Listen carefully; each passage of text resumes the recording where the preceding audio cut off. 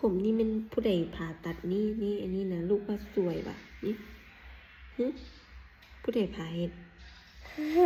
ลูกว่างามป่ะบ่งามลูกต้องเฮ็ดนึ่งเนี่ย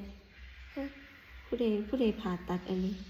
ใช่ไหมคือต้องบอกก่อนว่าไอ้การที่เรายอมแพ้ไม่เป็นผู้ใดผ่าตัดเนี่ยผู้ใดผ่าลูกมังกรอีพ่อพอตัดผมมังกรแล้วเป็นทรงผมไหมเลย พ่อตัดผมมังกรแล้วเป็นทรงผมไหมเลย ลูกก็จะตัด โมเมนลูกอะไรตัดให้น้องก่อนโมเมนลูกตัดให้น้องน้อยหนึ่งแล้วก็อันนี้พ่อได้แปลงให้มังกรเป็นบอ